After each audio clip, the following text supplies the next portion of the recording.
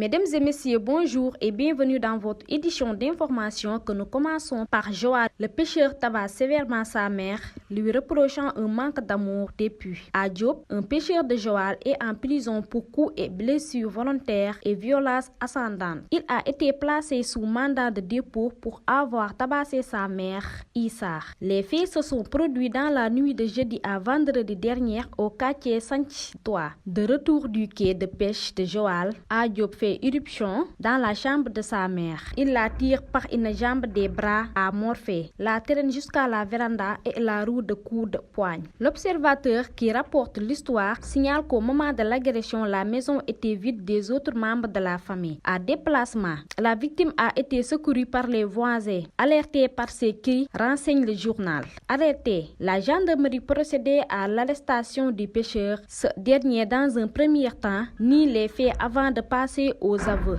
Et pour sa défense, informe l'observateur, il évoque un manque d'amour dont sa mère serait coupable depuis la disparition de son père et son remariage. Tout ce qui compte à ses yeux, ce sont mes demi-frères et demi-sœurs, justifie à Diop. Passons au domaine politique. Ousmane Sonko persiste et signe. Rien ne peut m'empêcher d'être candidat.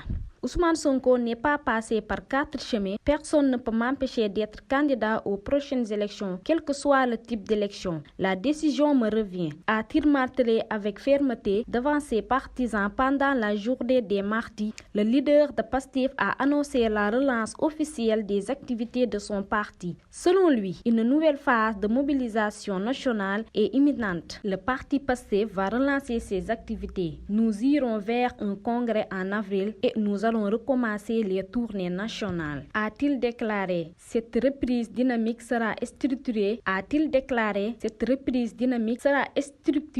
par les bases départementales. Les départements se chargeront de l'organisation, a précisé Sonko, confiant dans la capacité de ses militants à remobiliser le terrain. La commune de Guinguinéo sera le point de départ de ces activités. Le député Ismaïla Diallo s'est dit prêt à accueillir la délégation. Nous recommencerons celui à Guinguinéo, a confirmé Sonko, marquant ainsi le coup d'envoi d'une campagne de proximité aux allures de reconquête. Après cette déception, explorons les raisons de ce résultat. Championnat du monde de handball féminin, le Sénégal termine sur une mauvaise note. L'équipe nationale féminine du Sénégal a bouclé son aventure au championnat du monde par une nouvelle défaite. Les Lions, qui avaient déjà subi la loi des Danoises et des Roumaines, ont concédé une troisième revers défilé face au Japon 27-23. Déterminés à terminer la compétition sur une bonne note, les coéquipières d'Awa Ndiaye, auteur de 6 buts, ont pourtant fait jeu égal avec les Nippons en première période, ne comptant que 2 buts de retard à la pause, 13-11. Mais en seconde période, malgré une belle combativité, les Sénégalaises n'ont pas réussi à prendre les devants. Au finish, le Japon s'impose 27-23.